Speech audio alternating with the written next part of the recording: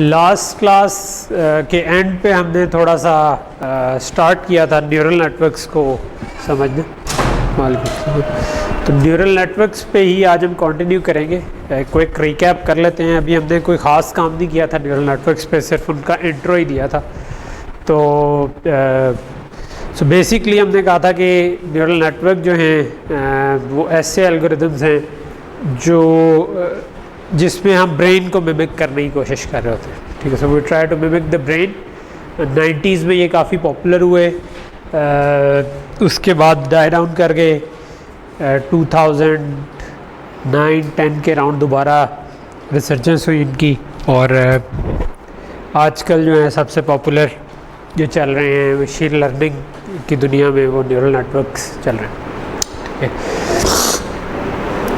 जो main idea था इसके पीछे वो ये है कि एक हाइपोथेसिस है हमारा कि बेसिकली जो लर्निंग एल्गोरिदम यूज़ हो रहा है वो सेम है चाहे हम दिमाग के अंदर किसी भी हिस्से पे चले जाएं।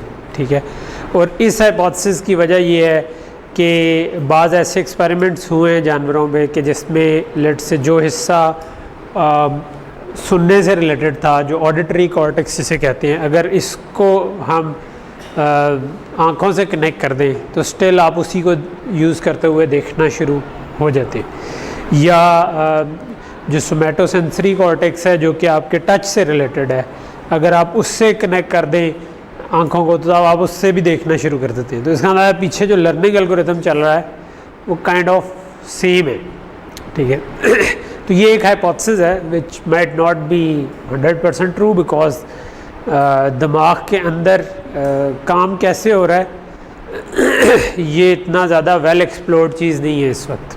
ठीक है, एक तो ये कि हर एक का दिमाग भी फ़र्क है, यानी हमारी वायरिंग हमें ये पता है कि बहुत सारे न्यूरॉन्स हैं जो कि उधर जेल्ड हैं, लेकिन हमारे जो कनेक्शंस बनते हैं हर एक के वो स्लाइटली डिफरेंट बनते हैं फ्रॉम अदर्स। ठीक है, और अभी वो कैसे काम करते हैं एग्जैक्टली वो नोन नहीं है, लेकिन उनके मुतालिक डिफरेंट आइडियाज़ हैं और इस किस्म की थ्योरीज से हम आगे जा रहे हैं।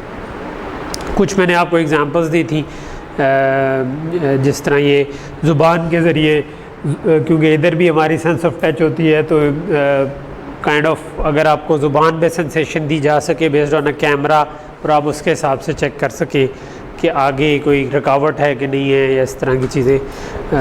और एक ये ब्लाइंड आदमी है जो कि चुटकी बजा के जो एको आती है उससे उसको गैस हो जाता है कि इधर आगे पीछे किधर चीज़ें। तो ये हमने कुछ एग्जांपल्स की थी। सो इम्पॉर्टेंट चीज़ है कि आगे हम आए थे और हमने भी स्टार्ट किया था, बट हम उसकी ज़्यादा डेप्थ में नहीं गए थे, वो है कि न्यूरल नेटवर्क को हम कैसे मॉडल करेंगे। ठीक है, उससे पहले हम देखेंगे कि न्यूरॉन का स्ट्रक्चर क्या है। तो न्यूरॉन जो है ना बेसिकली एक सिंगल सेल होता है। ठीक है, जिसका न्यूक्लियस है और बाकी सेल बॉडी है।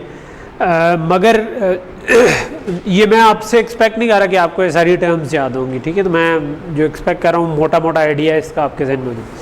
सो जो मोटा आइडिया है वो ये है कि इसकी कुछ इनपुट्स हैं जिनको हम डेंड्राइट्स कहते हैं। ठीक है, और फिर इसकी एक आउटपुट है जिसको हम एक्सन कहते हैं। ठीक है, और एक्सन जो है वो आगे मज़ीद न्यूरॉन्स के डेंड्राइट से कनेक्टेड हो सकता है। ठीक है, सो आपके पास यानी इस तरह का कोई चीज़ समझ लें कि बहुत सारी इनपुट आ रही हैं, लॉट ऑफ इनपुट्स और एक आउटपुट। ठीक है, और नहीं मक्स नहीं तो मक्स में सिलेक्ट लाइन भी होती है, maybe at times it can be, लेकिन ये जो इनपुट आ रही हैं आप इस तरह ये कर सकते हैं कि आगे कोई और न्यूरॉन हो जिसको बहुत सारी जगहों से इनपुट्स आ रही हो। ठीक है, और आगे कोई और न्यूरॉन हो जिसको और बहुत सारी जगहों से इनपुट आ रही हो। ठीक है, तो ये हमारा एक सिंगल न्यूरॉन है। ठीक है, जिसको बहुत सारी इनपुट्स हैं जिनको हम डेंड्राइट्स कहते हैं, और उसकी बेस पे आप कुछ आउटपुट निकालते हैं और दरमियान में हम कोई काम करते हैं जो और उस जो भी कंप्यूटेशन होती है उस कंप्यूटेशन की बेस पे न्यूरॉन आगे आउटपुट कर देता है। ठीक है,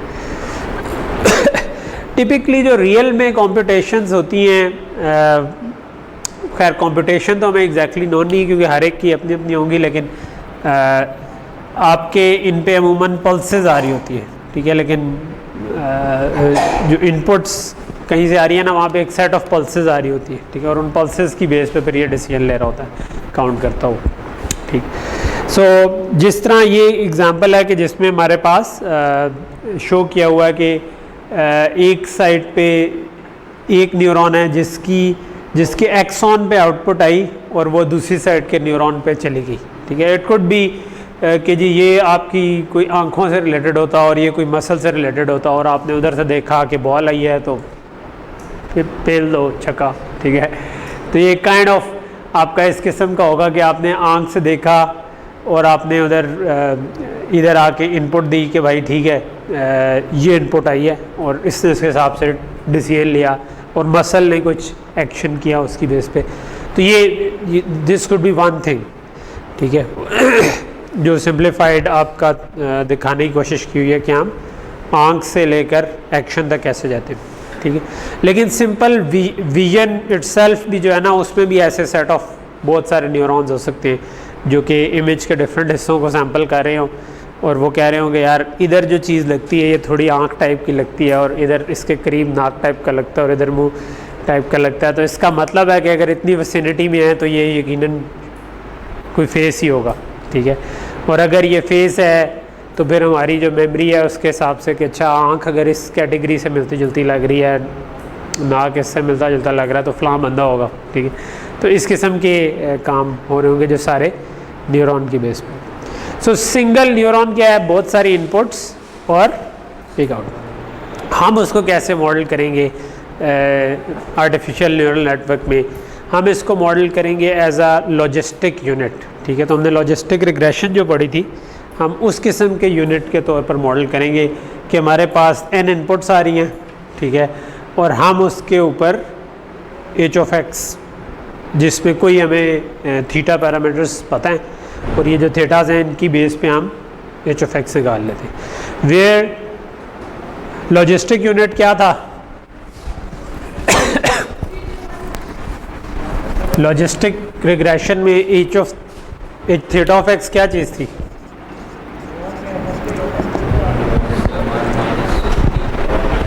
वन ओवर माइनस जी, और वो क्या था, z क्या था, थीटा ट्रांसपोज है, ठीक है। तो ये हमारा काइंड ऑफ हम कहेंगे कि हमारा सिंपल जो न्यूरॉन का मॉडल है। अब हमें नहीं पता असल में न्यूरॉन में क्या होता है, ठीक है। असल में न्यूरॉन के अंदर मल्टीप्लायर तो नहीं लगे होंगे मोस्ट लाइकली, ठीक है, लेकिन इट कुड बी कि वो जो मैं आपको कह रहा था कि स्पाइक्स आती है तो उन स्पाइक्स को काउंट करने का कोई मैकेनिज़्म हो कि यार कितना आ रहा है, विच काइंड ऑफ, अगर आप उन्हें काउंट कर रहे हो और उसके तो वो एक तरह का मल्टीप्लिकेशन वाला काम भी हो जाएगा, ठीक है। एक इसका वेरिएंट मैंने आपको शायद लास्ट टाइम बताया था कि आजकल एक डिबेट ये भी है कि बायोलॉजिस्ट के ख्याल में कोई, या बायोलॉजिस्ट तो नहीं कहना चाहिए, कि ये चीज़ कम लाइकली लगती है कि आपके न्यूरॉन के अंदर एक्चुअल में मल्टीप्लिकेशंस ही हो रही होंगी, ठीक है। तो ये हमने मॉडल तो बना दिए हुए हैं न्यूरल नेटवर्क टाइप के, तो असल में क्या हो रहा है उसको देखा जाए और उसकी बेस पे बनाया जाए। तो एक जिस तरह मैंने आपको बताया स्पाइकिंग न्यूरल नेटवर्क्स जो है ना वो उसको मॉडल करने की कोशिश करते हैं, जिसमें हम इस मॉडल के बजाय स्पाइक्स ही भेजते हैं और स्पाइक्स के ज़रिए मल्टीप्लायर लगाने के बजाय आप काउंटर्स लगाकर चीज़ों को हैंडल करने की कोशिश करते हैं। और ये एक और रिसर्च एरिया है जिसके ऊपर काम हो रहा है, जिससे आप ज़रा कम पावर के साथ सेम काम कर सकते हैं, ठीक है। ओके, सो बहरहाल दैट असाइड, ये हमारा काइंड ऑफ सिंपल एक न्यूरॉन का मॉडल हो गया। एक न्यूरॉन का मॉडल क्या हो गया कि हमने उसे कह दिया कि जो एक लॉजिस्टिक यूनिट था हम उसकी तरह मॉडल उसको कर लेंगे, ठीक है। सो अगर हमारे पास x सेट ऑफ x ये सेट ऑफ थीटास ये पैरामीटर्स ये हैं, तो थीटा ट्रांसपोज x जो होगा वो हमारा काइंड ऑफ एक फंक्शन, उससे जो भी नंबर आएगा उसके ऊपर अगर हम सिग्मोइड अप्लाई कर दें तो हमारे पास आउटपुट आ जाएगा, ठीक है। अच्छा, इसको बाज़ का हम एक्टिवेशन फंक्शन भी कहते हैं कि ये सिग्मॉइड एक्टिवेशन फंक्शन है, ठीक है। तो टर्मिनोलॉजी जो यूज़ होती है वो सो काइंड ऑफ सारी चीज़ें तकरीबन मैं बता दी। अमूमन हम ये करते हैं कि ये जो भी अगर है 3 इनपुट्स थी ना, तो हम एक बायस यूनिट साथ लगा लेते हैं। हमने कहा था कि x0 को हम हमेशा 1 कहेंगे, ठीक है, और 1 को मल्टीप्लाई करेंगे किसी वेट से। तो ये जो बेसिकली x1 x2 x3 है, लेकिन x0 भी हमने डाल दिया विच विल ऑलवेज बी 1, लेकिन ये वेट 1 होना ज़रूरी नहीं है, वेट कुछ भी हो सकता है। बिफोर गोइंग फर्दर, ये जो जनरल सा तरीका है ना कि एक कोई ये जो लीनियर कॉम्बिनेशन ऑफ थिंग्स है, ठीक है, जिसमें हम ये बायस वाला यूनिट भी डाल दें, ये हमारा देखा जाए तो हम अक्सर अपने डिसीजन भी इसी तरह कर रहे होते हैं। मिसाल के तौर पर मैंने ये फैसला करना है कि कोई एक प्लेयर अच्छा बैट्समैन है कि नहीं है, ठीक है, तो मुझे पता है कि यार एक इनपुट हो सकती है उसकी एवरेज, ठीक है, एक इनपुट हो सकती है उसका स्ट्राइक रेट, ठीक है, हो सकता है एवरेज अच्छी हो लेकिन टुक टुक हो बिल्कुल ही, ठीक है। जिस तरह आजकल वो बहस चल रही होती है हमारे कि चाचू जो हैं वो बड़ा स्लो खेलते, ठीक है, ठीक है, जो हमारा चाचू तो पता है ना, इफ्तिखार, ठीक है, इफ्तिखार थोड़ा स्लो खेलते हैं जी, ठीक है। तो अब उसकी एवरेज हो सकता है अच्छी हो but strike rate up to the mark नहीं है। वैसे तो बाबर आजम और रिजवान के मुतालिक भी ये डिस्कशन होती है, लेकिन चाचू के मुतालिक ज़रा ज़्यादा हो जाती है, ठीक। तो उभरते हुए यंग प्लेयर जो हमारे हैं इफ्तिखार, ओके। दूसरा स्ट्राइक रेट है कि जिस तरह हो सकता है कि आसिफ अली का स्ट्राइक रेट बहुत अच्छा हो बट एवरेज कोई नहीं है, ठीक है। तो साढ़े प्लेयर हैं, मसला यही है, ठीक है, या वो एक चीज़ में अच्छे हैं, दूसरी चीज़ में कोई वो इंग्लैंड के उठा लो, उनके उठा लो, कहते हैं ऑस्ट्रेलिया के, वो एवरेज भी बड़ी अच्छी होती है और स्ट्राइक रेट भी, ठीक है। सो मैं ये कह सकता हूँ मे बी कि मैं अगर इन दोनों को फैक्टर बनाना चाह रहा हूँ, ठीक है, तो मैं ये कह सकता हूँ कि यार अब किसी तरह मैं इनको नॉर्मलाइज करना चाहूँगा। यानी ब्लड से T20 है, ठीक है, तो T20 में अगर 30 के अराउंड एवरेज हो तो बहुत अच्छी एवरेज है, 30 प्लस, ठीक है, और स्ट्राइक रेट काइंड ऑफ 130 के अराउंड हो तो हम कह सकते हैं कि बड़ा अच्छा किस्म का हो सकता है, ठीक है। और मैं I can make a function जो कि मैं कहूँ कि एवरेज को मैं मल्टीप्लाई कर दूंगा जितना मैं वेट एवरेज को देना चाहता हूँ, ठीक है। तो मैं चाहूँगा कि लेट से कि मैं इसको नॉर्मलाइज कर दूँ, किसी मैक्स से डिवाइड कर दूँ जो मैक्स एवरेज हो सकती है, तो ये 0 से 1 के दरमियान आ जाएगा। और फिर मैं कहूँ कि यार मैं चाहता हूँ कि 70% मैं चाहता हूँ कि एवरेज को वेट दूँ, और मैं चाहता हूँ कि मैं 30% जो है वो मैं वेट दूँ स्ट्राइक रेट को, ठीक है, स्ट्राइक सॉरी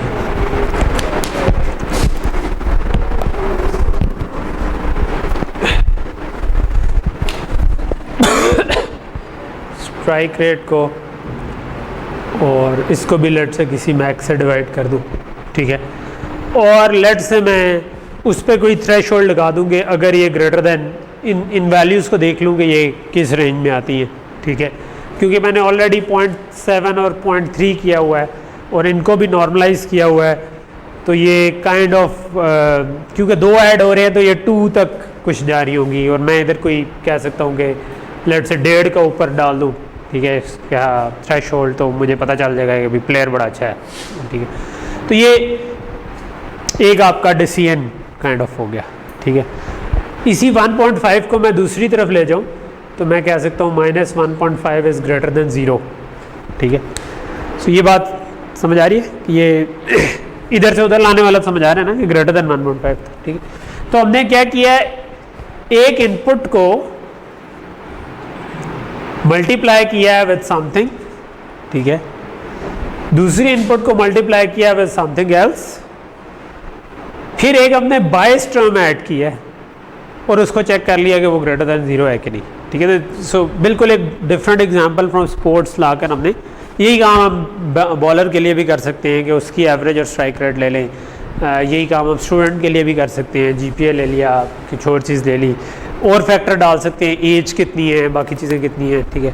तो बेसिकली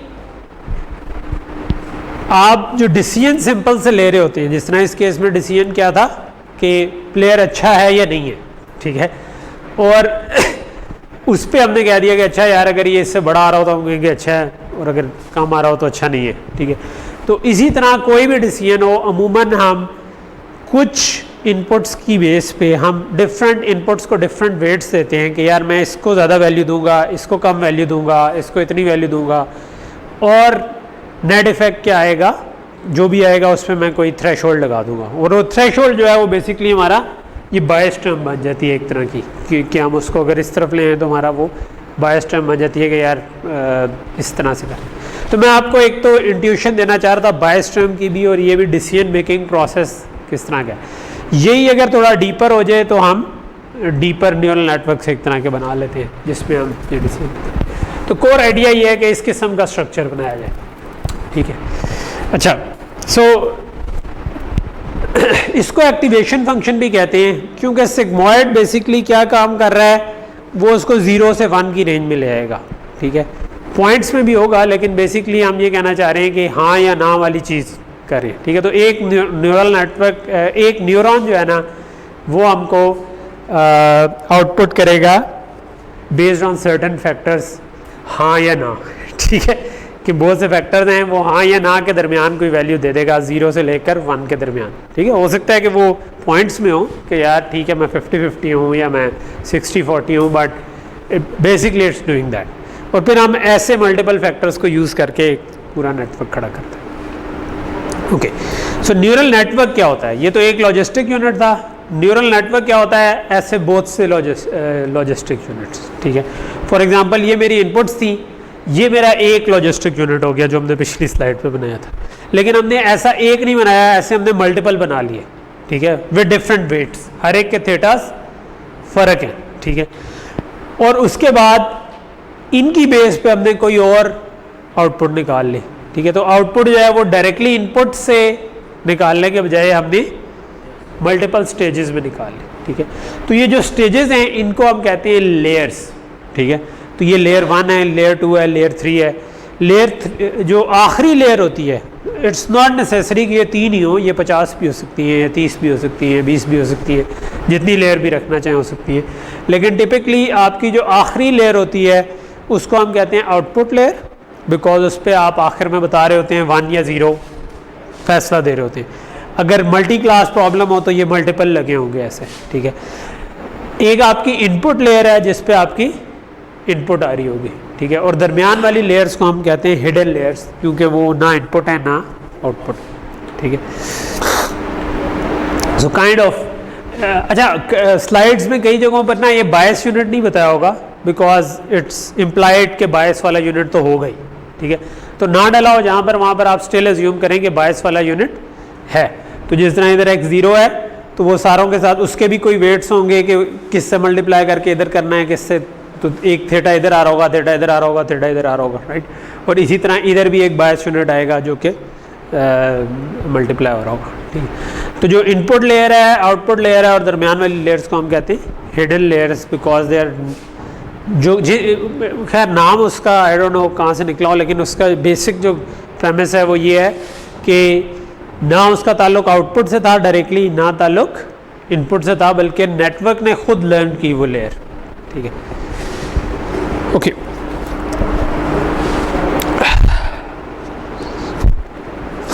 अच्छा, अब हम थोड़ी सी टर्मिनोलॉजी को फर्दर वाज़ेह करने की कोशिश करते हैं।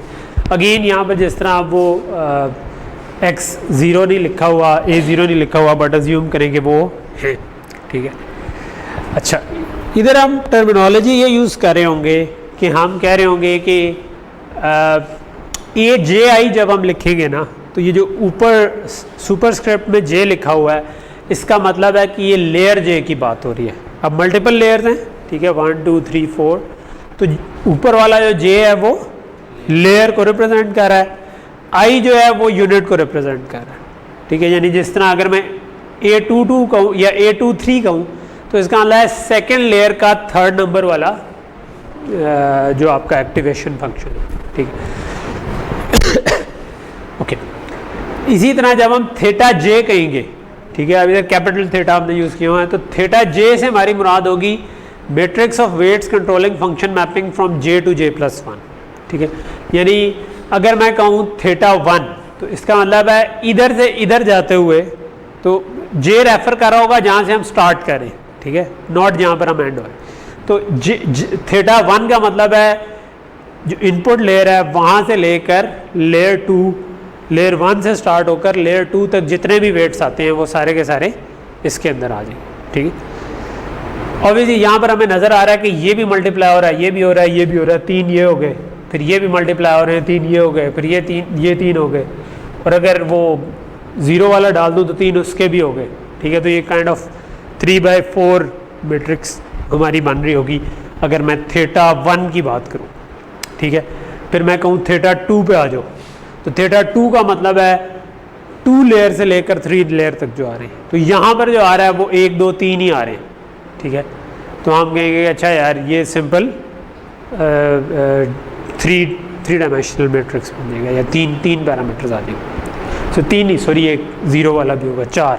ठीक है, तो यहाँ तक चीज़ समझ आ रही है कि हमने क्या किया, एक्टिवेशन में जब ऊपर जे जो होगा वो लेयर को रिप्रेजेंट कर रहा है, दोनों केसेस में ही जो सुपरस्क्रिप्ट है वो लेयर नंबर को रिप्रेजेंट कर रहा है, और जो सबस्क्रिप्ट है जो नीचे वाला है वो बता रहा है कि किस जगह पर। ठीक है, और ये थीटा जो है ये कोई एक वेट नहीं है बल्कि ये एक मैट्रिक्स है, और मैट्रिक्स डिपेंड करेगी कि कितनी इनपुट है और कितनी आउटपुट। लेयर जे से लेकर जे प्लस वन, जिस तरह ये लेयर नंबर 1 है, ये 2 है, ये 3 है, तो मैं अगर कहूँगा थीटा वन तो इसका मतलब है 1 से लेकर 2 तक, जे प्लस 1 2 हो जाएगा, जे 1 हो जाएगा। ठीक, सो बेसिकली अगर मैं कहूँ कि ये मेरी एक्टिवेशन लेयर है, ठीक है, A1 2 जो है ये क्या चीज़ बनती है, तो ये बनती है कि आपने थीटा 3 थीटा की वैल्यूज़ हैं प्लस एक चौथी होगी फॉर जो बायस के लिए। ठीक है, तो हमने कहा कि वो 0 वाले को 1 थीटा से मल्टीप्लाई करो, 1 वाले को दूसरे से करो, 2 वाले को तीसरे से करो, 3 वाले को चौथे से करो। ठीक है, तो ये आपके पास एक आ गया। ठीक है, इसी तरह आपके पास A2 जो है वो भी इसी तरह से निकल आएगा जिसमें थीटास फ़र्क होंगे, फिर एक और निकल आएगा A3 निकल आएगा, तो ये तीनों निकल आए। फाइनली जो हमारा A3 निकलेगा जो कि इधर का एक्टिवेशन फंक्शन है h ऑफ थीटा, वो निकलेगा जो इन तीनों के वेट्स प्लस एक और वेट जो कि यहाँ पर बन रहा है। ठीक है, तो यहाँ पर जो फ़र्क आ रहा है वो आप ये देख रहे होंगे कि थीटा के साथ 1 लिखा हुआ है, इसका मतलब लेयर 1 की बात हो रही है, तो इन सारों में थीटा के साथ 1 लिखा हुआ। इस केस में हमारे थीटा कितने बनेंगे, 3/4, बिकॉज 3 ये, लेकिन क्योंकि इनपुट जो आ रही है उसमें एक बायस वाला यूनिट भी है, तो असल में पीछे से 4 हैं, तो 3/4 आपके वेट्स बनेंगे। ठीक है, बायस हमेशा लेयर के साथ होगा, वो वाला जो मैंने अभी इंट्यूशन आपको दी थी ना थ्रेशोल्ड की, वो वाला काम कर रहा है। ठीक है, इन जनरल आपके पास आपके अगर लेयर जे में SJ यूनिट्स हैं और SJ+1 यूनिट्स हैं J+1 में, तो हम इसको कह सकते हैं कि टोटल वेट्स जो होंगे वो J उस लेयर के थीटा J में SJ+1 इंटू SJ+1 होंगे। ये क्या मैं कहना चाह रहा हूँ कि लेट से कि आपके पास ये जो लेयर थी ये SJ थी, इसमें SJ यूनिट थे। ठीक है, तो 10 थे, 20 थे, जितने भी थे। इससे अगली जो लेयर थी उसमें SJ+1 यूनिट थे, तो ये J+1 का मतलब है कि अगर ये S1 थी तो ये S2 है, तो ये बेसिकली वो इंडेक्स रिप्रेजेंट है। तो टोटल वेट्स कितने बनेंगे, इनमें वेट्स बनेंगे SJ+1 तो उसी तरह रहेगा जिस पे हमने आना है, मल्टीप्लाइड बाय SJ+1। ये +1 जो है ये उसका पार्ट नहीं है सब्सक्रिप्ट का, ये जो एक एक्टिवेशन फंक्शन वाली लेयर है हम उसकी बात करें। ठीक है, तो इसलिए हमने इसमें ऐड किया हुआ। ठीक है, तो अगर जिस तरह हमने देखा था कि अगर ये 5 हो और ये 4 हो तो हम कहेंगे कि ये बेसिकली 4 उसी तरह रहेगा, लेकिन वो जो 5 है वो 6 हो जाएंगे, बिकॉज एक एक्टिवेशन। ठीक, या एक्टिवेशन कह रहा हूँ बायस यूनिट आ जाएगा। ठीक, सो यहाँ तक चीज़ क्लियर हो गई? ओके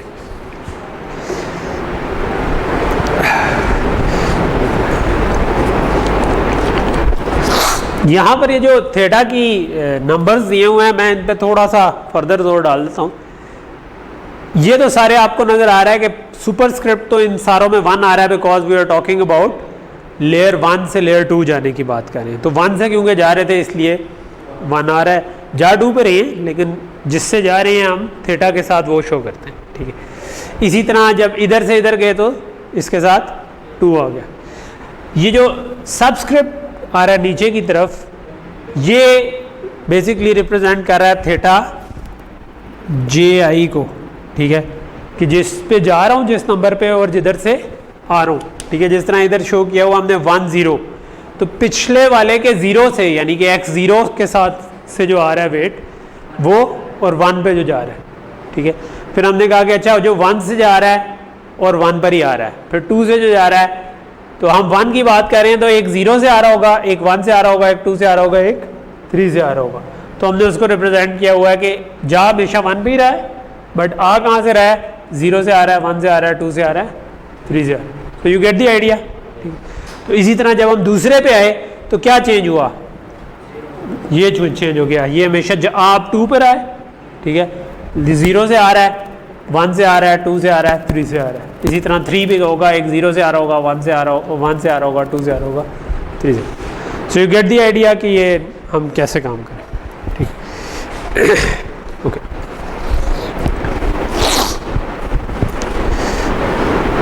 ये आगे जो एंड्रयू भाई ने समझाया हुआ था वो, ओके। सो अब अगर हमने इसको इम्प्लीमेंट करना हो एक्चुअल में, तो हमने ये चीज़ पढ़ी थी कि इट्स ऑलवेज बेटर कि हम उसको ज़रा वेक्टराइज तरीके से इम्प्लीमेंट करें। पाइथन हो या मैटलैब हो, उनमें लूप्स जो हैं वो इतने फास्ट नहीं चलते जितना हम अगर वेक्टर को मैट्रिक्स से मल्टीप्लाई करें या मैट्रिक्स को वेक्टर से मल्टीप्लाई करें, तो वो ज़्यादा तेज़ी से काम कर रहा होता है, ठीक है। तो अगर मैंने इसको वेक्टराइज इम्प्लीमेंटेशन करनी है, ठीक है, सो हम ये कह सकते हैं कि ये जो पूरी चीज़ है ना, इसको हम कह देते हैं लेट से z से रिप्रेजेंट कर देते हैं, ठीक है। तो ये आपका हो जाएगा z ऑफ 1, ठीक है, ये z1 ऑफ 1 हो जाएगा, z1 ऑफ 2 और z3, basically z2 of 1, z2 of 2 और z2 ऑफ 3, ये आपके पास बेसिकली हो गए। यानी कि बेसिकली थीटा ट्रांसपोज x को आपने z से रिप्रेजेंट कर दिया। इसका क्या फ़ायदा हुआ, क्योंकि बेसिकली जो थीटा ट्रांसपोज x है वो इटसेल्फ एक वेक्टर मैट्रिक्स मल्टीप्लिकेशन है। तो आप इसको कर सकते हैं कि जो थीटा 1 को x से मल्टीप्लाई करना है, तो हम बेसिकली जो कैलकुलेट करना चाह रहे हैं a2 ऑफ 1 कैलकुलेट करना चाह रहे हैं, तो हमने इस कैलकुलेशन को कह दिया ये z2 है, और ये हम एक वेक्टर मैट्रिक्स मल्टीप्लिकेशन से कैलकुलेट कर सकते हैं। इसी तरह आप इससे अगला वाला जो है दिस वन, इसको आप कह सकते हैं z2 ऑफ 2, ठीक है, और ये भी आप कर सकते हैं थीटा 1 इंटू आपका x बन जाएगा, ठीक। तो ये आपके पास z's आ गए सारे, राइट। आपने z2 कैलकुलेट किया तो थीटा 1 को मल्टीप्लाई कर दिया x से।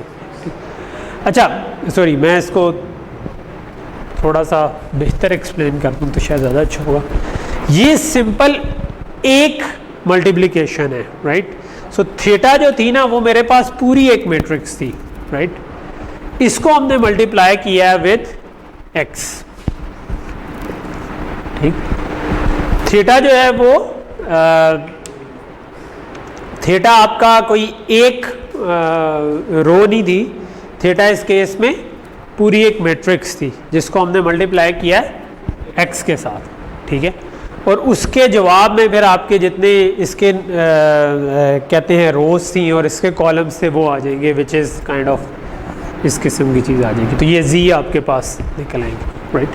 तो ये आपके पास थीटास की मैट्रिक्स है, ये आपके पास x है, और इसको मल्टीप्लाई किया तो ये हमने कहा कि ये हमारे पास z निकला है, ठीक।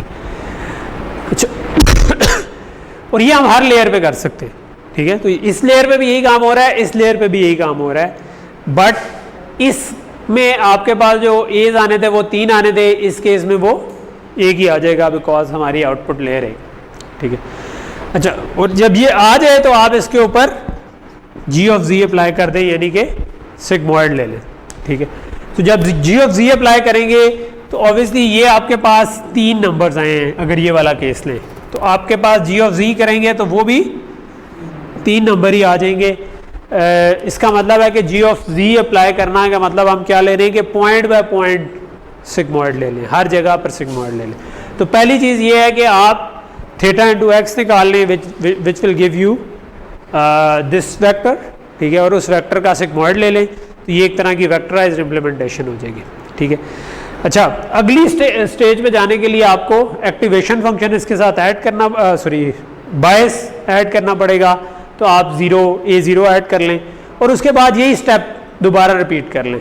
इधर भी हमने ये किया था, थीटा इंटू एक्स किया था, इधर भी थीटा इंटू, अब एक्स के बजाय आपके ये एक्स बन गए, राइट, a2 की आउटपुट एक्स बन गई और आपने ये अप्लाई कर दिया और उसके ऊपर g ऑफ z ले ली, ठीक है। इनफैक्ट हम चाहें तो हम इसको भी x कहने के बजाय a1 कह सकते हैं, राइट।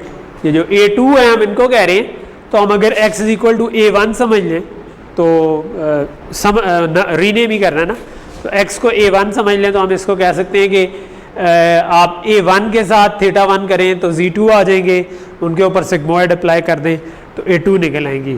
फिर a2 के उसके साथ बायस ऐड करें, a2 के साथ थीटास मल्टीप्लाई करें तो आपके पास z3 आ जाएगा। अगर इससे आगे कोई लेयर होती तो हम इसमें दोबारा बायस ऐड करते और उसको अगली लेयर के थीटा से मल्टीप्लाई करते और आपके पास z4 आ जाता, ठीक है। तो ये आपके पास चीज़ें, ठीक है, ओके। तो ये तो उसने कुछ समझा हुआ था, okay।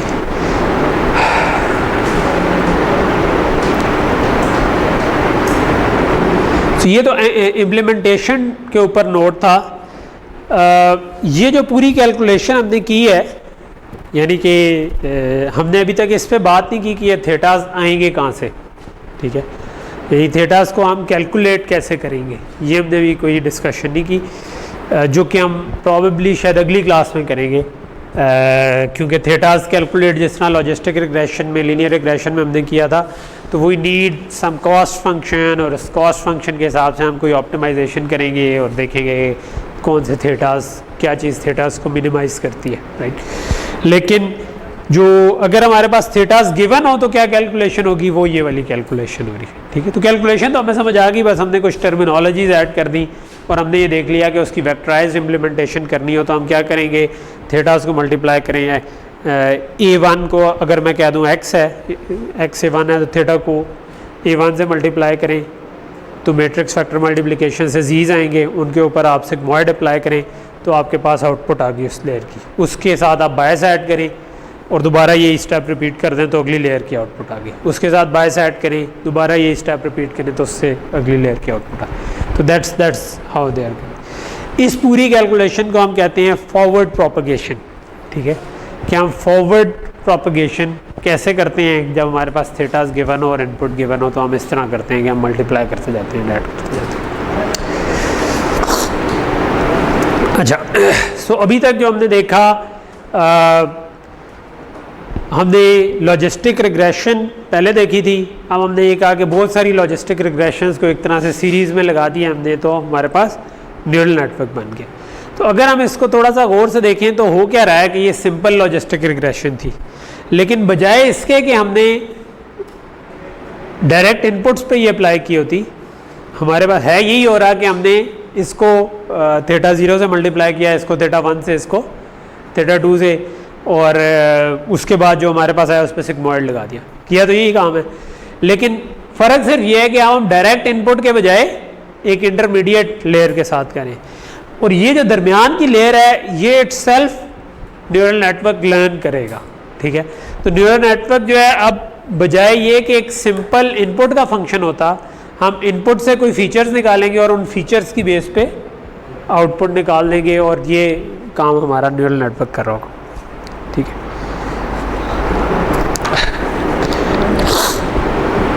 सो कहने का मतलब ये है कि अब हमें वो जो कॉम्प्लिकेटेड किस्म की क्यूबिक और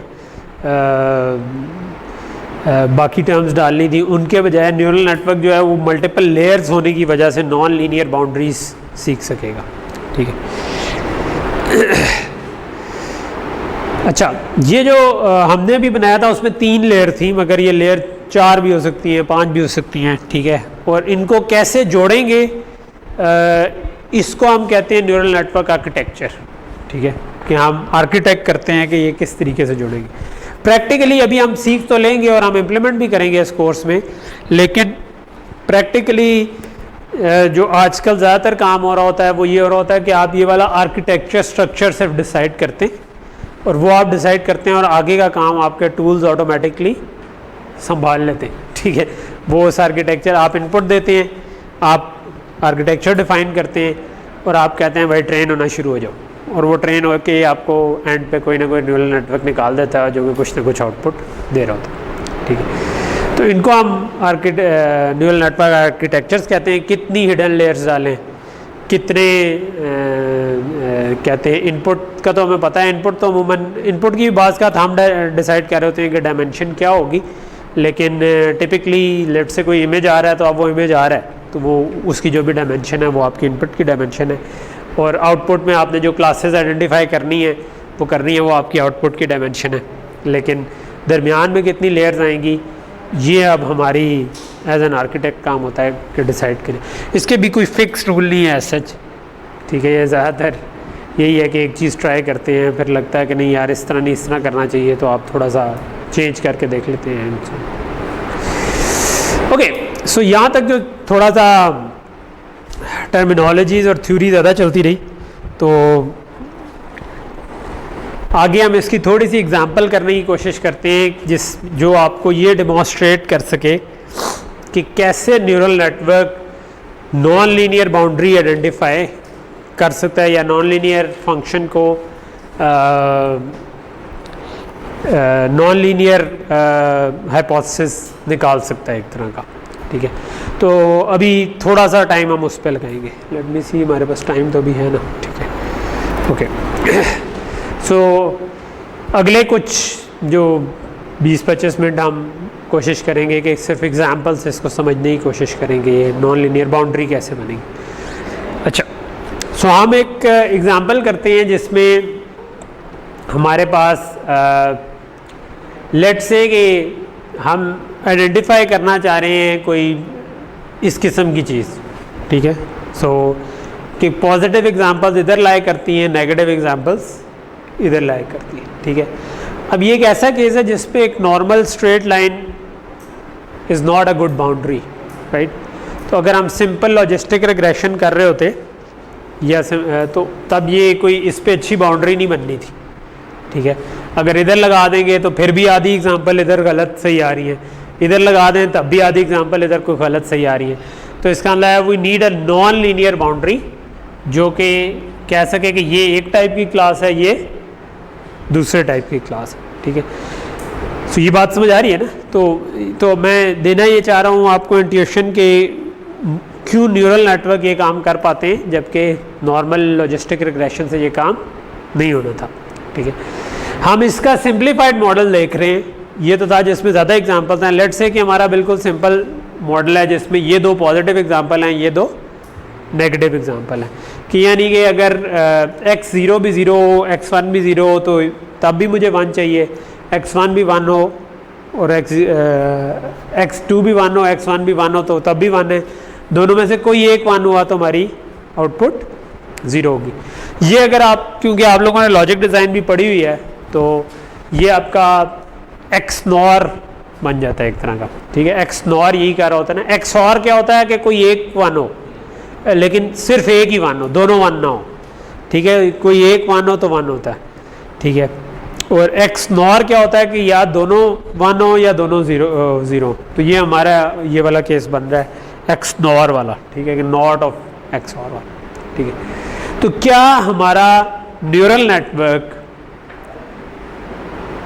इस पे ट्रेन हो सकता है कि वो इसको लर्न कर ले? ये अब हमारा क्वेश्चन है।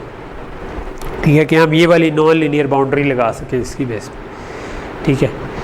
तो before going into that x nor thing, x nor से पहले हम कहते हैं कि क्या सिंपल एंड हम बना सकते हैं, ठीक है, क्या सिंपल एक लॉजिस्टिक यूनिट एंड का फंक्शन इम्प्लीमेंट कर सकता है।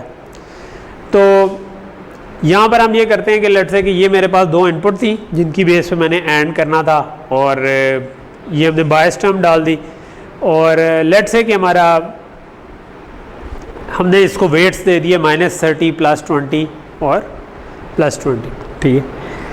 अच्छा, अब ये हमारा तो टेबल है x1 और x2 का, ठीक है, कि लेट्स से कि इनकी वैल्यू 0 या 1 ही आ सकती थी।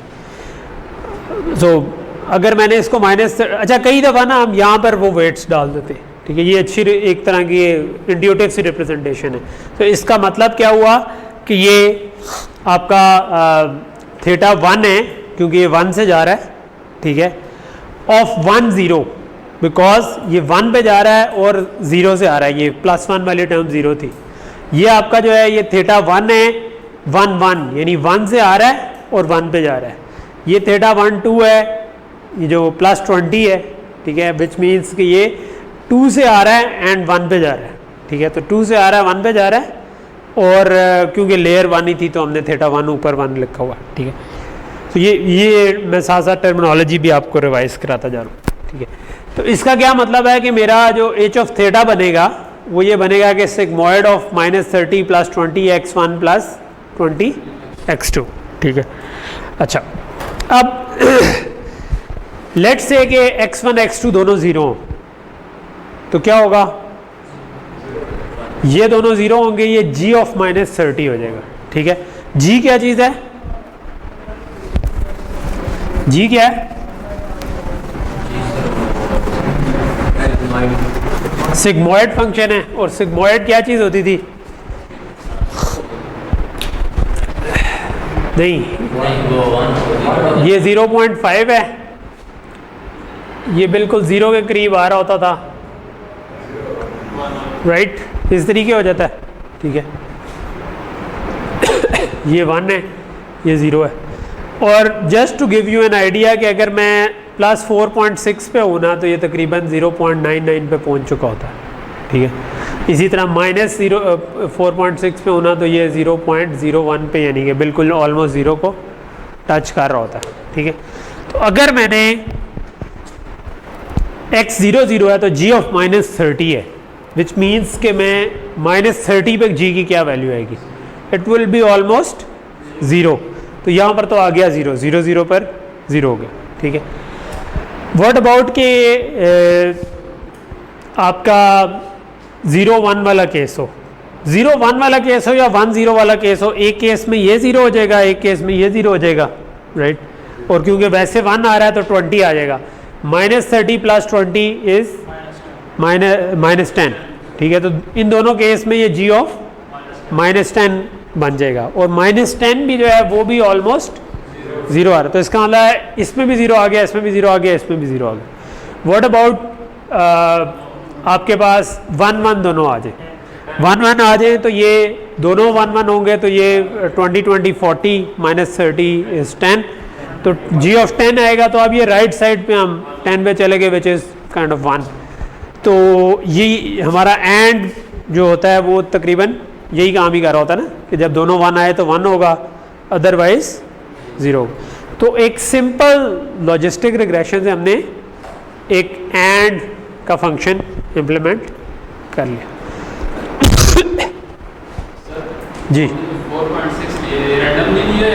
4.6 नहीं, ये तो सिग्मॉइड का जो फंक्शन है मैं उसकी बात कर रहा हूँ ना, ये तो g ऑफ z का ग्राफ है, ठीक है, जिसमें ये वाला एक्सेस z है, ठीक है, ये उसका g ऑफ z है, ठीक है। तो उसमें ये चीज़ होती है। अच्छा, ये अगर अपने और का फंक्शन डालना हो, ठीक है, बनाना हो, तो और के फंक्शन के लिए मैंने इधर ये वेट्स डाले हुए हैं -10 20 20, ठीक है।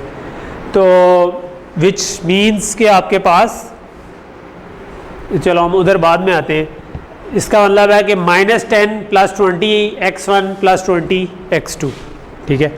अब अगर मैं इसके अंदर दोनों 0 0 पुट करूँगा तो -10 आएगा, 0 आ जाएगा, ठीक है। तो ये हमारे पास 0 आ रहा है। अगर मैं एक को भी 1 कर देता हूँ, ठीक है, तो क्या होगा, क्योंकि एक भी 1 हो गया इन दोनों में से, तो ये 20 - 10 + 10 हो जाएगा। तो इसका मतलब इन दोनों केसेस में ये 1 वाली साइड पे चला जाएगा। और ऑब्वियसली अगर दोनों 1 हो गए तो फिर तो ये 40 - 10 30 पे चला जाएगा, विच विल ऑल्सो बी 1, ठीक है। तो ये हमारे पास और का ग्राफ बन गया, क्योंकि और का ट्रुथ टेबल बन गया, बिकॉज 0 0 पर 0 है, बाकी सारे केसेस में 1, ठीक है।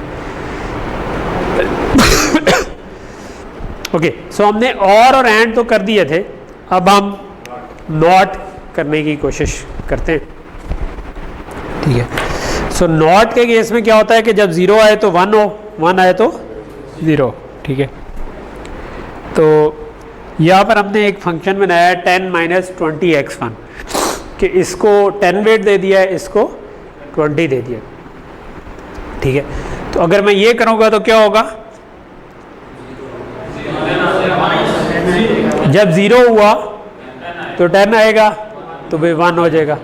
जब 1 हुआ -10 हो जाएगा और 0 हो जाएगा, ठीक है। ये आपके पास ये चीज़ बन गई, ठीक है। हमें जो फंक्शन असल में चाहिए वो not of x1 and not of x2 चाहिए, ठीक है। तो नॉट करने के लिए हम अगर नेगेटिव साइड थोड़ा सा बढ़ा दें तो उसका नॉट ऑटोमेटिकली हो जाएगा, बिकॉज x1 को इससे इधर एक ज़रा बड़ा नंबर दिया, तो जब भी आएगा तो माइनस साइड पे ले जाएगा, माइनस साइड पे ले जाएगा तो ऑटोमेटिकली ये 0 कर देगा। तो अगर नॉट ऑफ x1 और नॉट ऑफ x2 करना हो तो मैं क्या कर सकता हूँ कि मैं दोनों के साथ थोड़ा बड़ा सा नेगेटिव नंबर साथ लगा लूँ, ठीक है। सो काइंड ऑफ ये बन जाएगा नॉट ऑफ x1 और नॉट ऑफ x2, ठीक है। कि मैं अगर कह लोगे x1 की वैल्यू कोई आ गई 1 आ गया तो ये -20 है, ये तो ये नेगेटिव साइड पे ले जाएगा।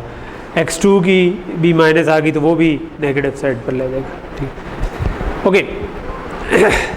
सो अब हम आ जाते हैं अपने x नॉर के केस, ठीक है। तो x नॉर के केस पे हम क्या कर सकते हैं कि हम, आपको बेसिकली ये चीज़ तो पता ही होगी कि x नॉर क्या होता है, ठीक है। भूल गया,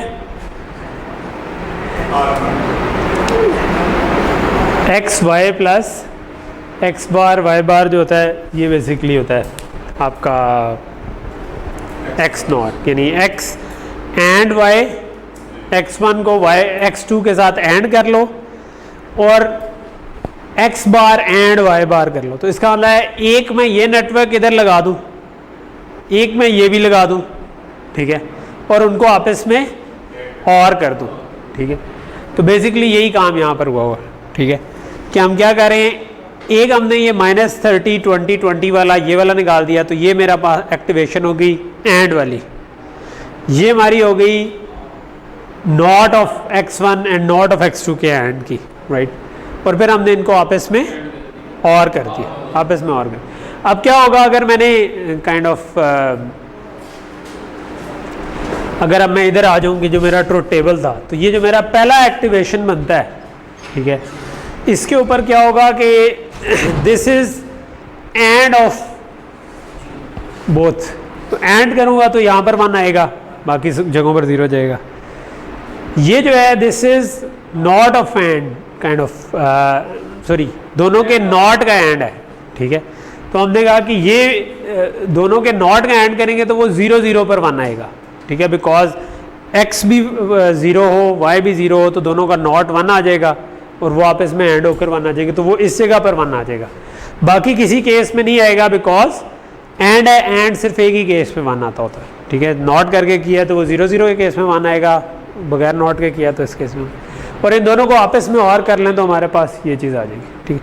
तो ये हमारा x nor kind of implement हो गया with a couple of layers of okay. तो कहने का मकसद ये है कि अब ये वाली एग्जांपल जो है इससे आपको ये चीज़ बड़ी क्लियरली समझ आ जानी चाहिए कि हमने एक बड़ी नॉन लीनियर सी बाउंड्री बना ली यूजिंग एक दो सीरीज़ में दो दो आपके कह लो लॉजिस्टिक रिग्रेशन के फंक्शन लगा कर। अगर मैं एक ही लगाता तो ये काम नहीं हो सकता था, क्योंकि एक्स नॉर वाला नहीं हो सकता, वो सिंपल बाउंड्री बन जानी थी, लेकिन ये वाली बाउंड्री नहीं बन पानी थी, ठीक है।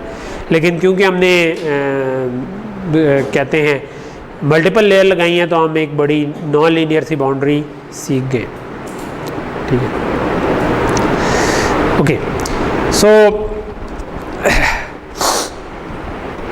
Logistic regression sorry neural network में फिर हमने, अब आपको इंट्यूटिवली समझ आ गया यानी ओवरऑल कि फॉरवर्ड प्रोपगेशन या फॉरवर्ड पास में कैलकुलेशन क्या होती है, और उसके ज़रिए हमने एक एग्जांपल से ये समझ लिया कि नॉन लीनियर बाउंड्रीज़ भी हम इसके ज़रिए बना सकते हैं। अभी हमने ये नहीं समझा कि हम वो लर्न कैसे करेंगे पैरामीटर्स, ठीक है। न्यूरल नेटवर्क में अक्सर पैरामीटर्स को लोग वेट्स भी कहते हैं, ठीक है। तो वेट्स के हैं या पैरामीटर के हैं तो उनका एक ही मतलब है, ठीक है। वो हमने नहीं देखा कि वो हम लर्न कैसे करेंगे, लेकिन हमने ये देख लिया कि अगर वो लर्न सही सही हुए हों तो हम एंड भी बना सकते हैं, और भी बना सकते हैं, नॉट भी बना सकते हैं, एक्स और भी बना सकते हैं, या कोई भी ऐसी non linear boundary basically draw कर सकते हैं, ठीक है। अच्छा, ये अब एक एग्जांपल है फ्रॉम ये जो मैं शायद आपको पहली लेक्चर में दिखाना चाह रहा था, मगर उस वक्त नहीं थी, तो आज आप देख लें ठीक है।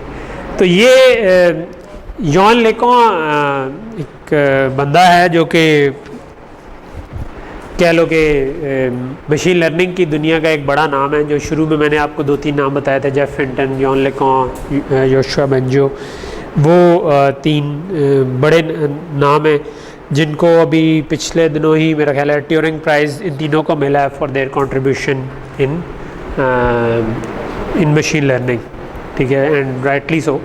जॉन लेको जो है वो फेसबुक की जो AI टीम है उसको लीड कर रहा है, न्यूयॉर्क यूनिवर्सिटी से, ठीक है। लेकिन ये उसने 90s में एक काम किया था, 90s में जो शुरू में समझो कि न्यूरल नेटवर्क जहाँ पे इस्तेमाल हुए थे और ज़रा कॉम्प्लेक्स प्रॉब्लम उन्होंने सॉल्व किया था, वो ये था कि डिजिट्स को रिकग्नाइज़ करना, ठीक है। तो उसका मेन जो है AT&T वालों ने एक सोल्यूशन बनाया था कि जो पोस्टल कोड्स बाय हैंड लिखे होते हैं लोगों ने, उनको वो डिटेक्ट कर सकेंगे क्या लिखा हुआ है, ठीक है। तो यहाँ पर ये जो है ये आपकी इनपुट है, ठीक है, और ये आपकी आउटपुट है जो डिटेक्ट किया है कि यार ये इमेज आ रहा है, इस इमेज में क्या लिखा हुआ है, इसने डिटेक्ट किया कि ये 9 आ रहा है। और ये जो दिखा रहे हैं ना, ये हमारी पहली लेयर में जो चीज़ें सीख रहे हैं वो, ठीक है, उसको हमने एज एन इमेज ही शो कर दिया है इस जगह पे कि यार ये डिफरेंट एजेस निकाल के जो भी कर रहा है, ठीक है। फिर ये उसके आगे जो हिडन लेयर सीख रही है जो कि हमें ज़्यादा क्लियर समझ नहीं आ रही, लेकिन बहरहाल कुछ सीख रही है किसी तरह, ठीक है। तो ये क्या करेगा, ये हम अभी इसका एक डेमो देख लेते हैं।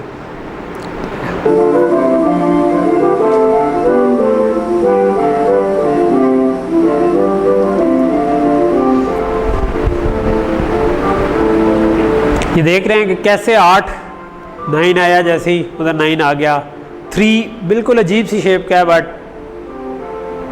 4 ठीक है एक तरह का, दूसरी तरह का,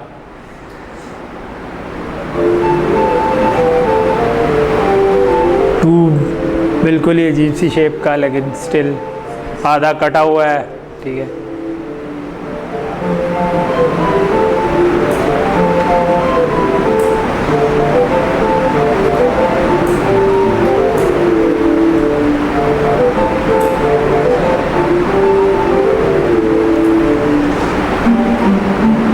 अच्छे भले नॉइज़ में डिफरेंट तरह के, स्टिल वो डिटेक्ट कर रहा है, ठीक है। 4 इधर आ ही जा रहा है, ठीक है।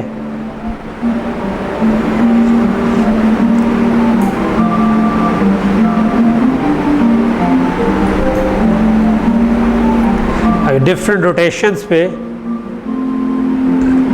स्टिल ठीक डिटेक्शन हो रही है, डिफरेंट स्केलिंग्स पे जूम इन करके जूम आउट करके स्टिल ठीक डिटेक्शन हो रही है, ठीक है, विच इज़ अमेजिंग। मतलब ये मैं बताऊँ, ये बहुत ही उस ज़माने के साथ तो बहुत ही आला काम था।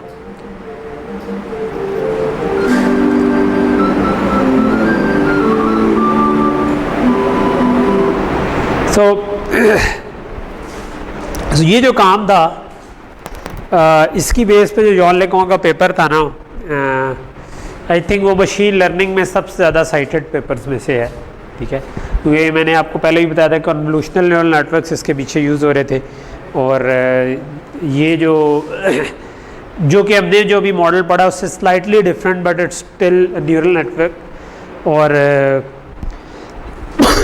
आजकल जितनी भी नई चीज़ें आ रही हैं वो उसी पर तकरीबन बिल्ड हुई हैं, ठीक है। तो जो मशीन लर्निंग जो है वो की फील्ड में ये एक इम्पॉर्टेंट काम था, ठीक है।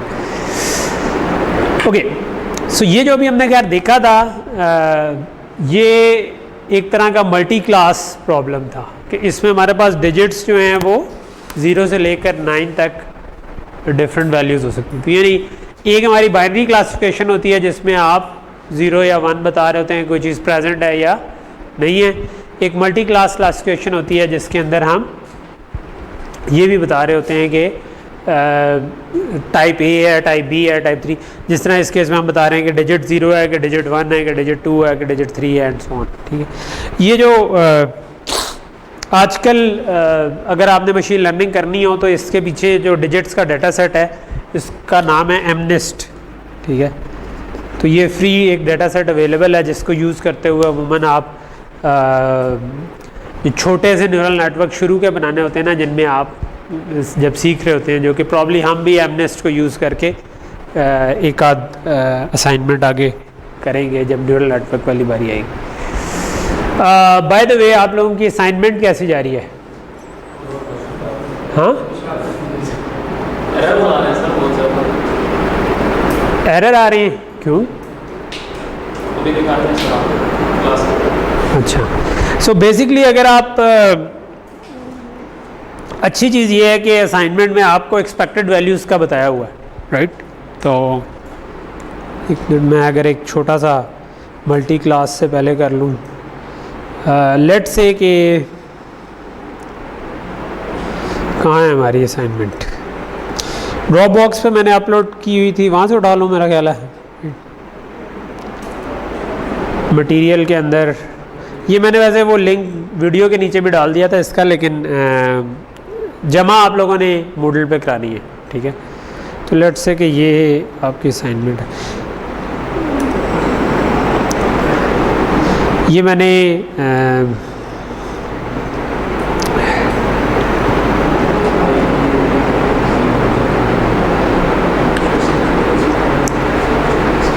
लेट्स से कि मैं एक टेम्प फोल्डर बना देता हूँ डेस्कटॉप पे, क्योंकि मैंने पहले भी कुछ बनाया हुआ था, तो I don't want to mix it, आता नहीं, ठीक है। एक दो चीज़ें मैं उससे रिलेटेड आप लोगों को बता दूँ, ठीक है। तो ये मैंने एक डेस्कटॉप पे टेम्प फोल्डर बना दिया और एक्सट्रैक्ट कर दिया इधर ये इसको, और लेट्स से कि जुपिटर को हम खोल लेते हैं, जुपिटर नोटबुक, ठीक है।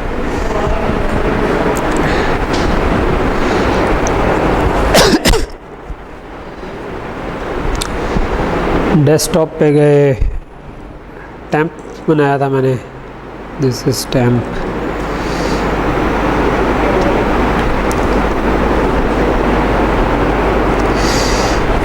अच्छा,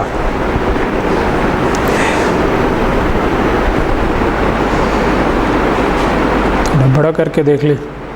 ओके, सो बेसिकली तो मैंने आपको पहले भी थोड़ा सा गाइड किया था कि आप हर ब्लॉक पे जाके उसको, यानी कि शुरू में इंपोर्ट करना है, वो हमने रन कर दिया, ठीक है। उसके बाद पहली जो एक्सरसाइज थी वो तो हमने एक्चुअली पहले ही फिल हुई है, सिर्फ इधर आपको आई 5x5 की आई बनानी थी, राइट। तो ये हो गई, और इसको रन करके देख लिया तो हमारे पास 5x5 की आई बन रही है, ठीक है। अच्छा,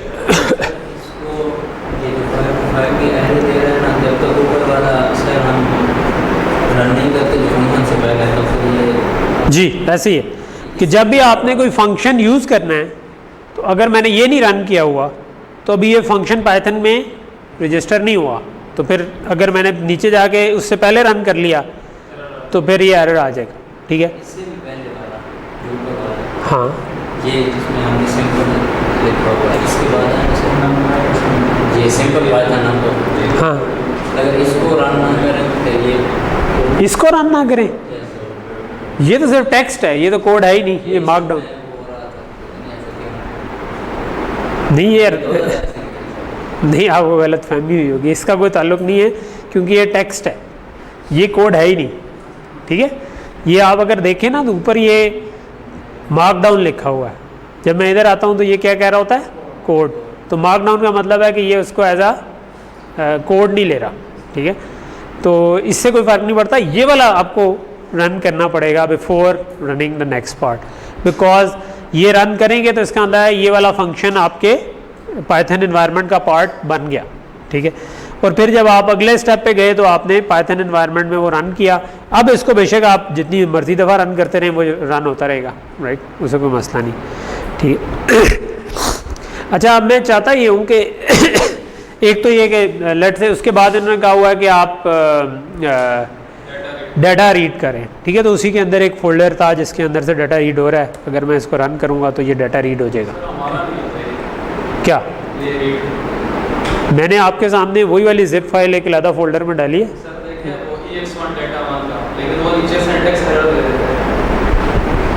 कैसे दे सकते हैं यार, क्या देता है एरर, वो पढ़ना पड़ेगा, ये हम क्लास के बाद डिस्कस कर सकते हैं, ठीक है। जो स्पेसिफिक आ रहा है, हो सकता है कि आपने जो आई पाइथन नोटबुक की फ़ाइल कहीं पे कॉपी की हो, साथ वो डाटा वाला फोल्डर ना कॉपी किया हो, ठीक है, तब आपको ये आ सकता है कि वो फाइल नहीं मिली, बिकॉज ये जो डाटा उठा रहा है ये इधर से उठा रहा है ना, इसके अंदर आपकी डाटा की फाइल पड़ी हुई है ना, जिसके अंदर आपका डाटा पड़ा हुआ है, ठीक है, इसको ये रीड कर रहा है, ठीक है। ओके, तो ये आपका डाटा लोड हो जाएगा, ठीक है। अच्छा, अब जो आइडिया है ना, इस केस में आपने स्क्रैच से बहुत कम बनाना था, ज़्यादातर तो आपको चीज़ें बनी बनाई मिली हुई है, लेकिन the idea is to play around with them, ठीक है। जिस तरह मैटप्लॉटलिब का ये जो प्लॉटिंग के लिए यूज़ हुआ है, ठीक है, तो आप अगर इसको रन करें तो ठीक है, यहाँ पर आपको इनफैक्ट इस वाले में तो बताया हुआ था कि आपने क्या करना है, ठीक है। तो फॉर एग्ज़ाम्पल आपका जो कोड था वहाँ पे मैंने ये कॉपी किया और यहाँ पर मैंने पेस्ट कर दिया, राइट, ये था, बल्कि सॉरी फंक्शन था ये हमारा या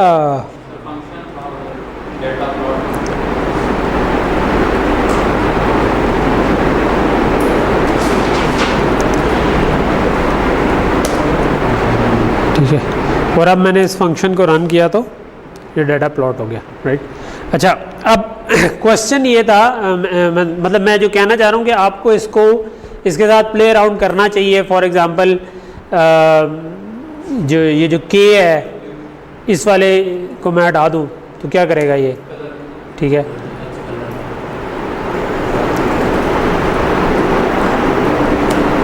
अब देखें तो वो उसकी बाउंड्री जो है ना, जो ब्लैक कलर की आ रही थी वो नहीं आ रही, ठीक है। इसी तरह अगर आप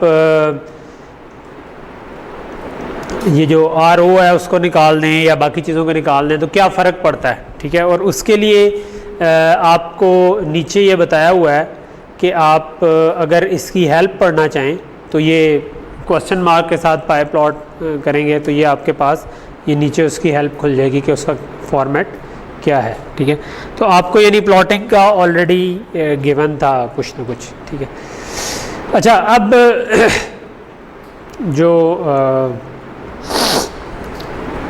आगे स्टेप बाय स्टेप लिखा हुआ था, फॉर एग्जांपल इस जगह पर लिखा हुआ है कि इसको एक से ज़्यादा दफ़ा ना चलाएं, बिकॉज ये क्या कर रहा है, ये उसके साथ स्टैक कर रहा है वंस, तो वो एक से ज़्यादा दफ़ा वंस स्टैक हो गए तो फिर गड़बड़ हो जाएगी, ठीक है। तो हमने एक दफ़ा रन कर दिया, ठीक है। रन हुआ हो उसके साथ इधर अगर कुछ नहीं आ रहा तो ये रन नहीं हुआ है, इधर अगर नंबर आ रहा है इसका अंदर इस नंबर पे ये रन हुआ तो आप दोबारा इसको रन ना करें, ठीक। अच्छा, जो मैं बताना चाह रहा था जिसके लिए मैंने पूरा रन किया था वो ये कि लेट से कि आप इस जगह पर अब वो कॉस्ट फंक्शन लिखना चाह रहे हैं, ठीक है। तो आपको ऊपर कॉस्ट फंक्शन की इक्वेशन गिवन है कि आपने क्या करना है, ये आपके पास सामने कॉस्ट फंक्शन की इक्वेशन गिवन है, ठीक है। जब आप इसको इस्तेमाल करने लगेंगे तो पॉइंट ये है कि आपके पास आपको डायमेंशंस का एक तो अंदाज़ा होना चाहिए चीज़ों की कि मैं किस डायमेंशन से किस डायमेंशन में जा रहा हूँ, ठीक है। तो 2-3 किस्म की गड़बड़ें हो सकती हैं।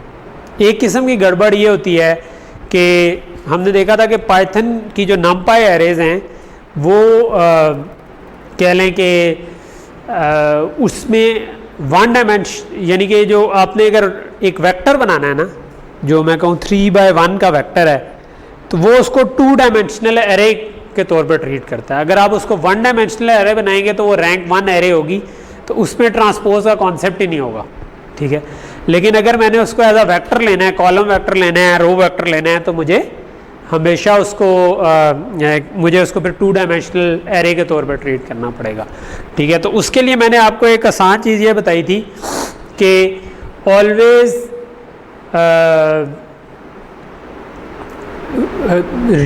यूज़ रीशेप, ठीक है। अगर व्हेन इन डाउट तो आप उधर रीशेप यूज़ कर लें, ठीक है। तो फॉर एग्जांपल ये मैंने फंक्शन लिखना था, लेकिन मुझे अभी डायमेंशंस का आइडिया नहीं है, तो मैं क्या कर सकता हूँ कि मैं ये एस्केप मोड में हूँ, यानी ये नीली लाइन अभी आ रही है, अगर ये ग्रीन है तो आप इधर टाइप कर रहे होते हैं, एस्केप प्रेस करेंगे तो ब्लू मोड में आ जाएगा। मैं बी प्रेस करूँगा ना तो एक नीचे एक्स्ट्रा सेल बन जाएगा, ठीक है। तो आप इस सेल में play around with things to know कि उनके साइजेस क्या हैं। फॉर एग्जांपल आपने एक्स के साथ डील करना है, तो आप इस जगह पे प्रिंट करवा दें ये नहीं, ये आप इसको एक्सटेंसिव यूज़ करें, शेप का फंक्शन बहुत ज़्यादा यूज़ करें, ठीक है। मैंने एक्स की शेप प्रिंट करवा दी, उसने कहा कि ये 97/2 है, ठीक है। मैंने कहा अच्छा यार प्रिंट वाई डॉट शेप, ठीक है। तो ये 97 कॉमा आगे कुछ नहीं लिखा हुआ, इसका मतलब ये रैंक 1 एरे है, ठीक है। तो अगर मैंने y को कहीं पे वाकई ट्रांसपोज लेकर मल्टीप्लाई करना था तो मुझे असूली तौर पे चाहिए कि मैं उसको रीशेप कर लूँ, ठीक है।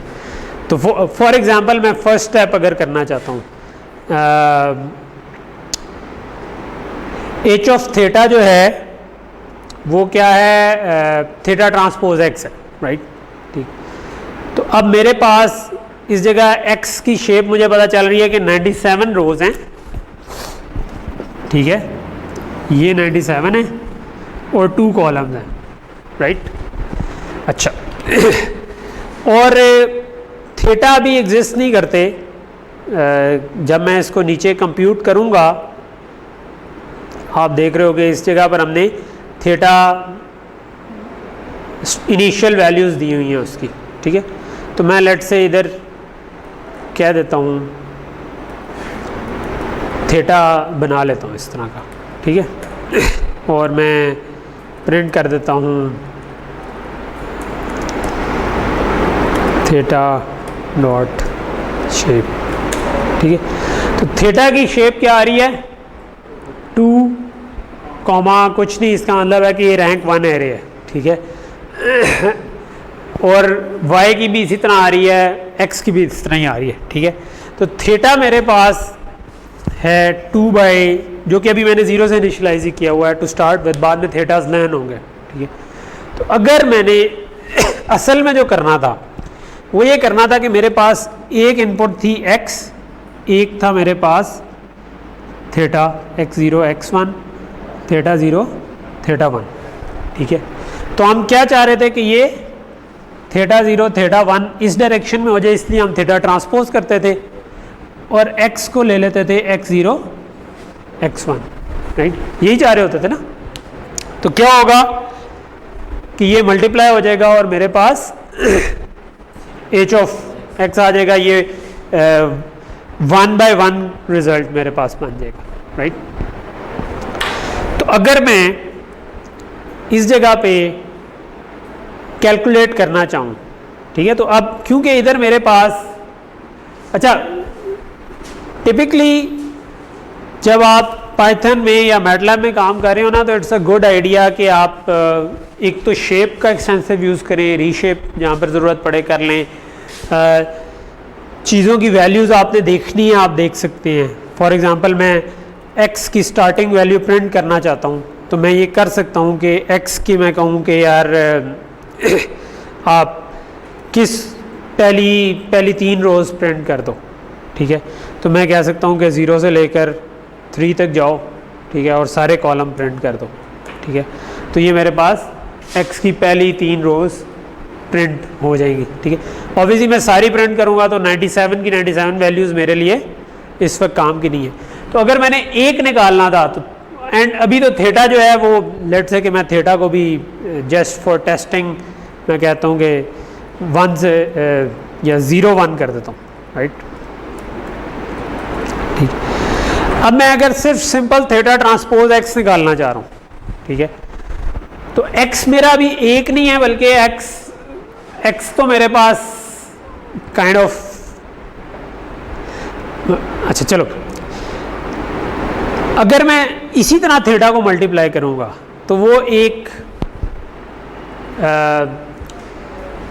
रैंक 1 एरे है। मुझे उसके बजाय क्या करना चाहिए, मुझे उसे 1 रो और 2 कॉलम में कन्वर्ट कर लेना चाहिए, राइट। तो उसका क्या तरीका हो सकता है, उसका तरीका ये हो सकता है कि मैं लेट्स से कि थीटा की जो डायमेंशन है पहले वो निकाल लूँ, ठीक है। तो थीटा की जो डायमेंशन है जो कि n मैं कह सकता हूँ, वो मैं कह सकता हूँ थीटा डॉट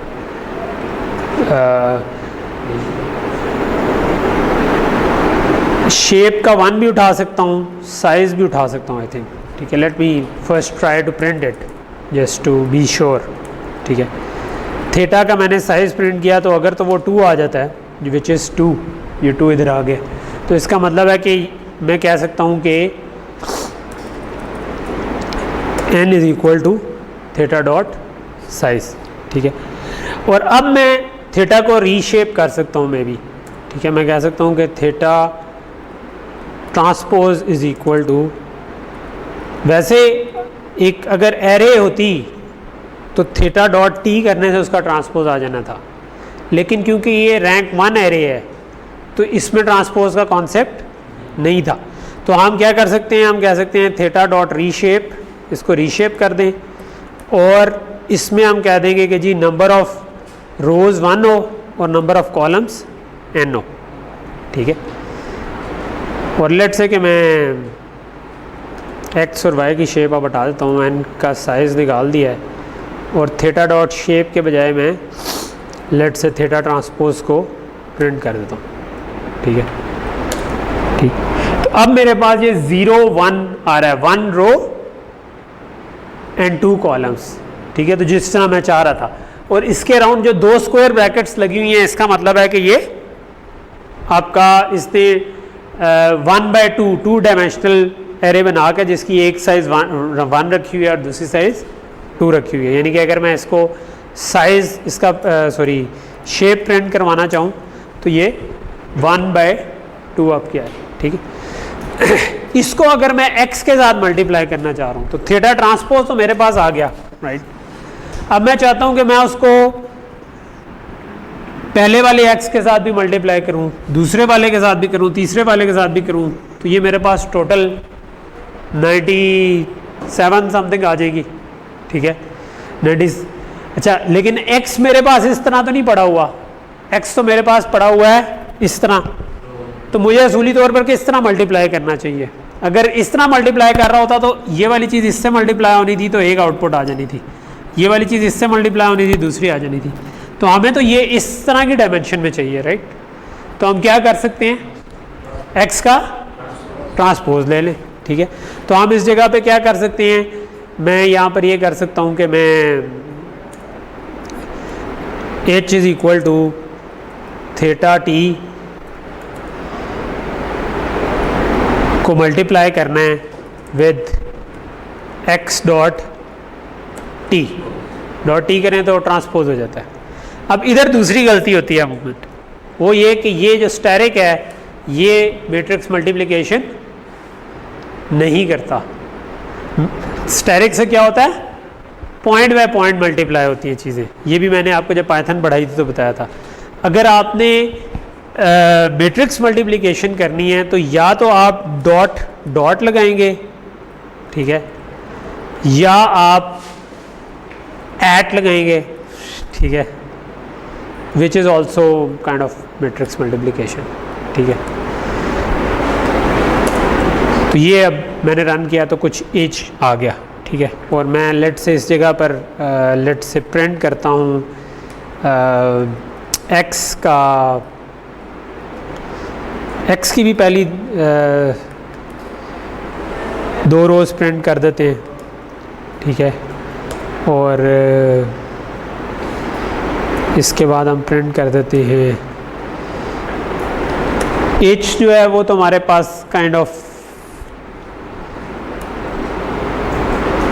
पहली रो का सारे कॉलम बहुत ज़्यादा नहीं हो जाएंगे, लेट्स से कि 0 to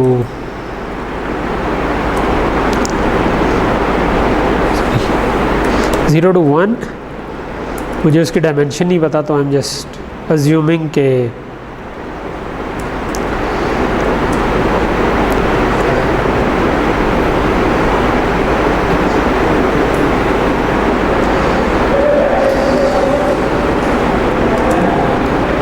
ओके। सो ये मेरा x था, क्योंकि मैंने थीटा को 1 किया हुआ है, तो आप देखें पहली बिजली जाने से पहले मैं आपको जो बता रहा था कि एक कॉमन गलती जो हम कर सकते हैं वो कि स्टैरिक से समझेंगे मैट्रिक्स मल्टीप्लिकेशन हो जाएगी, जो कि मैटलैब में हो जाती है बट इन पाइथन की नंपाई अरेज में नहीं होती। तो हम या डॉट लगा के डॉट लिखें और वो मल्टीप्लाई करें या ऐड से करें, ठीक है। तो ये मैंने प्रिंट किया। उसके बाद x जो है उसकी पहली 2 रोज 0 और 1, 2 इंक्लूडेड नहीं होगा, तो उसमें 6 और 5.5 आ रहा है। और क्योंकि थीटा ट्रांसपोज x में मैंने एक 0 रखा हुआ है और एक 1 रखा हुआ है, तो इसका मतलब है 0 इससे मल्टीप्लाई होना चाहिए 1 इससे, तो पहली वैल्यू 6.111 ही आ रही है, दूसरी वैल्यू 5.527 ही आ रही है। तो इसका मतलब है h जो है वो काइंड ऑफ म्यूट हो रहा है, ठीक है। तो इस पूरी बात को बताने के मकसद था कि जो 2-3 जो हैक्स हैं जो आप यूज़ कर सकते हैं वाइल डूइंग द असाइनमेंट। एक ये कि आप एक सेल ऐड करें और उसके अंदर सारी कैलकुलेशन कर लें। दूसरा, आप कागज़ के ऊपर डायमेंशंस बना लें कि क्या होनी चाहिए, डायमेंशन लिख लें पहले कि x की क्या डायमेंशन बन रही है, y की क्या बन रही है। अगर वो डायमेंशन जो है वो उसमें कोई एक चीज़ जो है वो रैंक 1 एरे है, तो रीशेप यूज़ करके उसको 2D एरे बना लें, ठीक है। और उसके ताकि आप उस पर ट्रांसपोज वगैरह कर सकें, ठीक है। तो ये छोटे छोटे 3-4 चीज़ें। दूसरा, स्टैरिक के बजाय आप वो करें और इंडेसेस यूज़ करते हुए, जिस तरह मैंने कहा हुआ कि 0 से 2, लेकिन सारे कॉलम, क्योंकि मुझे पता है कि उसके 2 ही कॉलम हैं, तो मैं दोनों कॉलम, लेकिन 97 मैं नहीं प्रिंट करना चाह रहा, तो मैंने कहा 0 से 2, तो इसका अंदर 0 1 प्रिंट होगा एंड सो ऑन। इसी तरह h को जो है वो मैंने कह दिया कि 0 से 1, यानी कि बेसिकली h जो है वो तो 1 रो ही बननी थी एंड पे, और उसमें मैंने पहले 3 प्रिंट करवा के देख लिए, तो काइंड ऑफ मुझे एक आइडिया होगा। ओके, सो ये मैंने थोड़ा सा आपकी असाइनमेंट से रिलेटेड डिस्कस कर लिया। आखिरी टॉपिक जो है वो हमारा मल्टी क्लास क्लासिफिकेशन का है, ठीक है। जो हमने अभी तक न्यूरल नेटवर्क पढ़ा था, अगर हम उसको यूज़ करना चाहें for multi class classification instead of जो हमारा सिंपल बाइनरी क्लासीफायर हो, तो हम तकरीबन जो हमने 1 वर्सेस ऑल वाला काम किया था ना, ये वो करेंगे। 1 वर्सेस ऑल में कहा था ना कि हर एक के लिए अलग क्लासीफायर बना दें। तो इसमें लेट से हमारे 4 किस्म के हैं। पेडेस्ट्रियन को भी हम डिटेक्ट करना चाह रहे हैं, कार को, मोटरसाइकिल को, ट्रक को। तो हम करते क्या हैं कि अब जो हमारी आउटपुट लेयर है वो एक नहीं है, बल्कि वो जितनी क्लासेस हैं उतनी बन जाएगी। तो इसका मतलब होगा कि पेडेस्ट्रियन है, ये अगर 1 आ जाता है, ये 1 आ जाता है तो इसका मतलब कार है, ये 1 आ जाता है तो इसका मतलब मोटरसाइकिल है, ये 1 आ जाता है तो इसका मतलब है ट्रक है। तो अब हमारा जो आउटपुट है ना, वो हम फिर एक वेक्टर बना लेंगे जिसमें हम कहेंगे कि 100 का मतलब है कि पेडेस्ट्रियन है, 0100 का मतलब है कि कार है, 0010 का मतलब है मोटरसाइकिल है, सो ठीक है।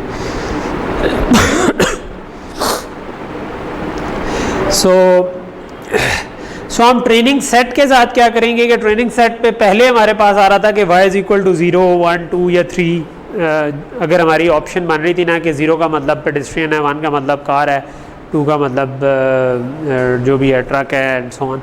उसके बजाय अब हम उसको मॉडिफाई कर देंगे कि y 1 0 0 कर देंगे for one thing, 0 1 0 for second, तो 1 हॉट काइंड ऑफ इनकोडिंग कर देंगे। ठीक है, तो हमने y को थोड़ा सा मॉडिफाई करना है और उसके बाद हम इसको ट्रेन करेंगे, तो ये kind of 1 versus all model में ट्रेन हो जाएगा। ठीक है जी, यहाँ पे हम रुकते हैं।